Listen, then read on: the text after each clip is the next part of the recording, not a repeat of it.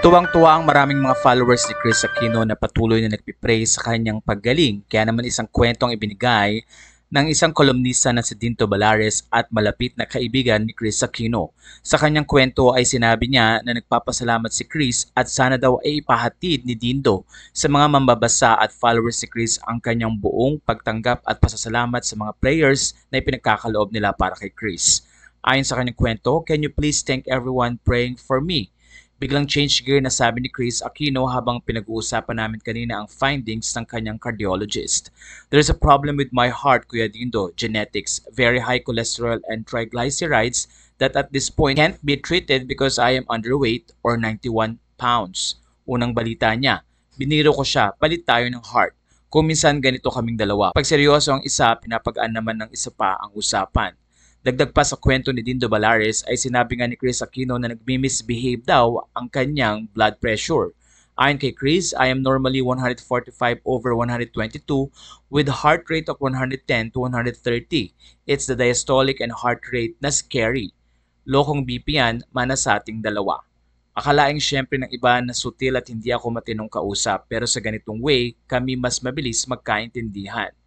Backgrounder, amuse o napabungis-ngis kami ni Chrissy pag may common friend o kakilala kami na sinasabihan siyang pasaway daw ako, matigas ang ulo ko o misbehaving ako. Kasi ang punchline niya, that's why magkasundo kami. At biglang lipat nga siya ng topic. Ayon kay Chris, "Kuya Dindo, let's focus on this. My autoimmune is finally responding to the methotrexate, my chemotherapy, finally, and the good air quality in Newport Coast." Positibong balita niya.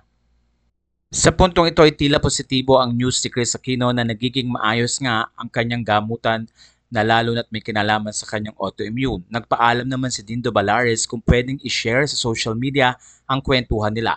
Narito pa ang dagdag niyang post.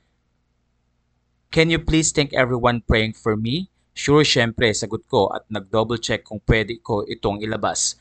Magaling talaga the combination of medicine I'm being given. It's just that after the methotrexate and Dupixent, I am super bagsak for 4 days. We don't have Dupixent at home. God's grace na pinapunta ka niya dyan, Chrissy. Sa puntong ito ay sinabi ni Dindo Balares na mukhang matatagalan pa ang reunion niya with Chris Aquino dahil na rin hindi available ang ilan sa mga gamot na ginagamit kay Chris, pero excited siyang makita muli ang kanyang kaibigan. Dagdag pa ni Chris, excited din siyang makita ang kanyang mga kapatid dahil namimiss na niya ito. "Time for my meds. Yes, Kuya Dindo, please thank everyone praying." Dahil dito patuloy namang panalangin ang hiling ni Chris lalo na sa mga taong sumusuporta sa kanya, at nagpapasalamat nga siya sa mga ginagawa ng tao hindi man siya kilala pero patuloy na nag-aalay ng panalangin ng paggaling para sa kanya.